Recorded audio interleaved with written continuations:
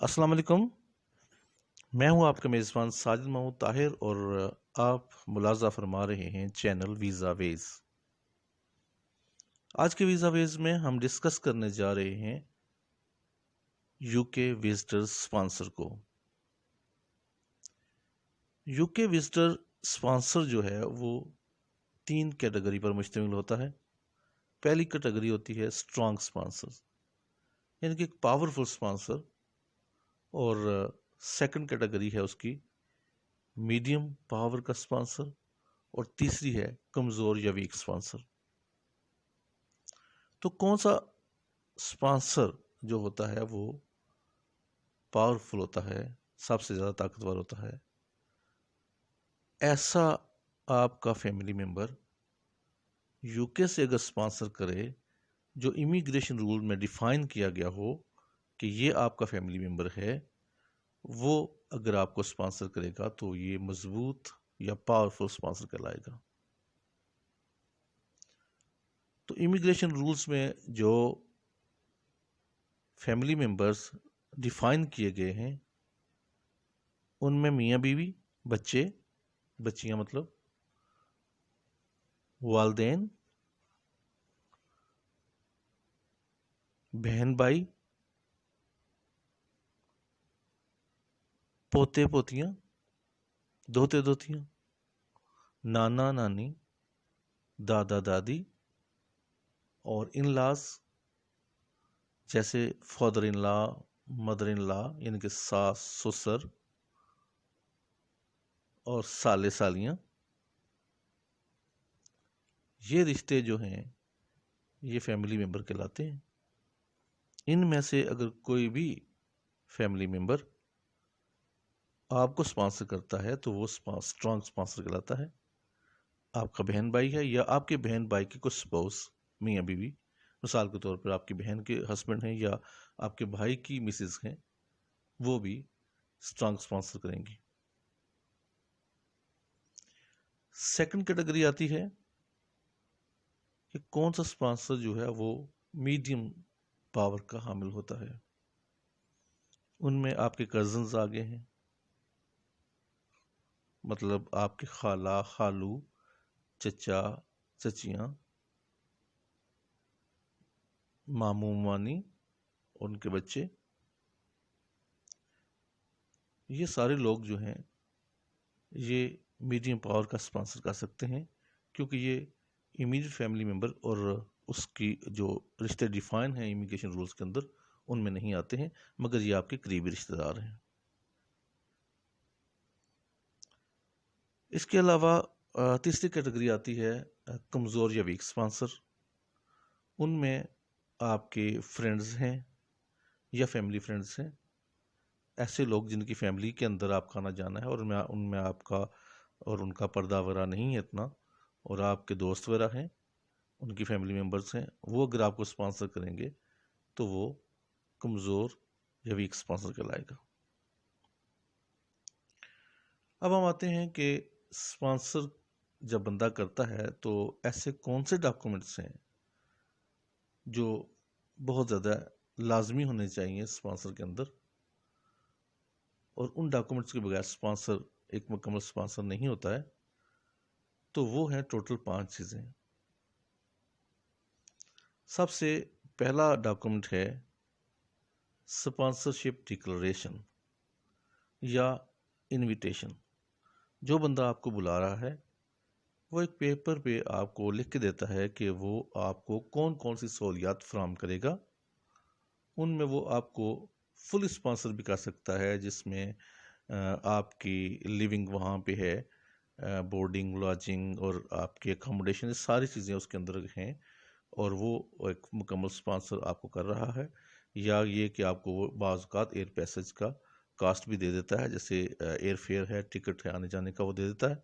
تو جب وہ یہ سارا چیزیں دے گا تو وہ آپ کا مکمل اسپانسر کر لائے گا. لیکن معذرت کے ساتھ، لیکن یہ کہ کون سے ڈاکومنٹس ہیں. پہلا ڈاکومنٹ ہے اسپانسرشپ ڈکلیریشن، جس پہ وہ ڈکلیئر کرے گا کہ جناب میں ان کو یہ چیز دوں گا. اس میں یہ بھی ہو سکتا ہے کہ آپ کو وہ صرف اکاموڈیشن دے دے کہ جی میں تو اکاموڈیشن باقی میں خرچہ برداشت نہیں کروں گا، وہ آنے والا خود برداشت کر دے گا، ایسا بھی پاسبل ہے، بعض حالات میں ایسا ہو جاتا ہے۔ اس کے علاوہ میں آپ کو بتاؤں کہ یہ جو ڈکلریشن ہے یہ کسی بھی وکیل سے جا کے سائن کرنا ضروری نہیں ہوتا، آپ ایک سادہ پیپر پر یہ ڈکلریشن یا ایک انویٹیشن آپ بھیج سکتے ہیں۔ امیگریشن رولز کے مطابق اگر آپ صرف ایک سادہ پیپر پر اپنے ہاتھ سے لکھ کر انویٹیشن بھیجتے ہیں تو اس کی اہمیت بھی وہی ہوتی ہے جو ایک اسپانسرشپ ڈکلریشن کی ہوتی ہے، جس طرح آپ نے کسی وکیل سے جا کے ڈاکومنٹ بنوائے ہیں۔ تو یہ پہلا ایک ڈاکومنٹ ہے اسپانسرشپ ڈکلریشن یا انویٹیشن لیٹر۔ اس کے بعد دوسرا ڈاکومنٹ یہ ہے کہ وہ جو بندہ وہاں پہ ہے اس نے اپنا پاسپورٹ یا وہاں پہ جو بھی اس کا لیونگ سٹیٹس ہے وہ آپ کو بھیجنا ہے، تاکہ پتہ چل سکے کہ وہ بندہ کون سی کیٹیگری میں کون سے لیگل حیثیت سے وہاں رہ رہا ہے۔ وہ برٹش پاسپورٹ ہولڈر ہو سکتا ہے، یورپین پاسپورٹ ہولڈر ہو سکتا ہے، وہ پاکستانی پاسپورٹ ہولڈر اور انڈیفینٹ لیو پہ ہو سکتا ہے، تو یا پھر لمیٹڈ لیو پہ ہو تب بھی وہ اسپانسر کر سکتا ہے۔ تو وہ ڈاکومنٹ جو ہے جو بندہ اسپانسر کر رہا ہے اس کی وہاں پہ رہنے کی قانونی حیثیت کیا ہے وہ ثابت کرنے کے لیے اس کے پاسپورٹ کی کاپی ضروری ہے، تو وہ دوسرا ڈاکومنٹ ہے۔ تیسرا ڈاکومنٹ ہوتا ہے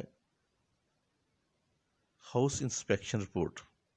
وہ جس گھر میں رہ رہا ہے، جہاں پہ وہ آپ کو بلانا چاہتا ہے، تو اس میں کتنے کمرے ہیں، کتنے لوگ رہ رہے ہیں، اور جب یہ وزٹر وہاں جائے گا تو وہ گھر اوور کراؤڈ نہیں ہوگا، اس کے لیے ایک واضح اکاموڈیشن کی ایک ایمپل اسپیس موجود ہے، ایک مطلب اس کے لیے ایک وافر جگہ موجود ہے، تو اس کو کہتے ہیں ہاؤس انسپیکشن رپورٹ۔ تو یہ ہاؤس انسپیکشن رپورٹ ہے، یہ بھی کوئی وکیل بھی جاری کر سکتا ہے، پراپرٹی ڈیلر بھی جاری کر سکتا ہے، کونسل بھی جاری کر سکتی ہے، تو یہ ایک ہاؤس انسپیکشن رپورٹ جو ہے وہ بھی آپ کو ساتھ میں اٹیچ کرنی ہے۔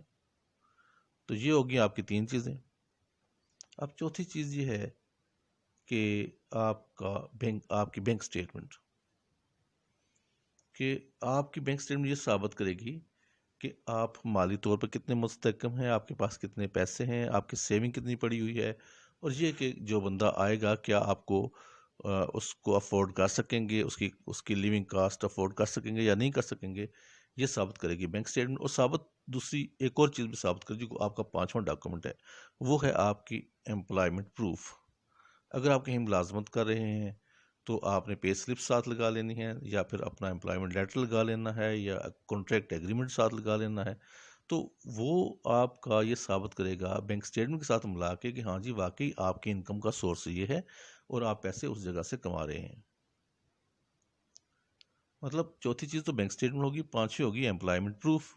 اگر آپ بزنس کر رہے ہیں تو آپ کا اکاؤنٹنٹ سمپل ایک لیٹر دے دے گا اور بتائے گا جی کہ ہم یہ ٹیکس دے رہے ہیں، ہمارا یہ بزنس ہے اور ہم اتنے سے کر رہے ہیں، ہماری انکم جو ہے وہ اتنی ہے۔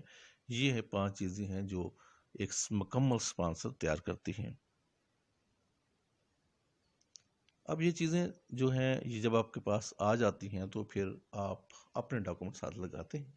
اس کی طرف میں بعد میں آتا ہوں، لیکن ایک اور بات میں بتاتا چلوں، ہمارے ہاں یہ ایک مسکنسیپشن ہے، ایک غلط فہمی پائی جاتی ہے کہ ہمارے یہاں اکثر لوگ جو ہیں نا وہ یہ کرتے ہیں کہ وہاں پہ کچھ جاب لیس ہوتے ہیں، کوئی لوگ جاب لیس ہوتے ہیں یا بینیفٹس پہ ہوتے ہیں، گورنمنٹ کے سپورٹ سے وہ زندگی گزار رہے ہوتے ہیں اور کام شام نہیں کر رہے ہوتے ہیں کسی بیماری کی وجہ سے یا کسی اور وجہ سے۔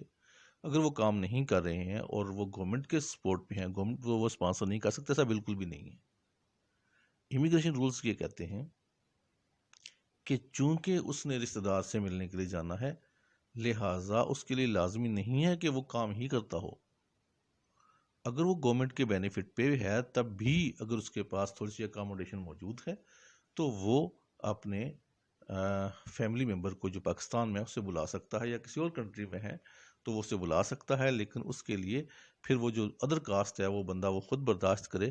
اکاموڈیشن جو ہے وہ اپنے جو اسپانسر بندہ کر رہا ہے اس سے لے لے، لیکن باقی چیزیں وہ بندہ بعض اوقات یہ ہوتا ہے کہ ہوم کنٹری میں بھی بندے بہت اچھے مالی حیثیت کے حامل ہوتے ہیں تو وہ ساری کاسٹ برداشت کر سکتے ہیں. تو اسپانسر ہوتا ہے یہ آپ کو بینیفٹ دیتا ہے اور نقصان بالکل بھی نہیں دیتا.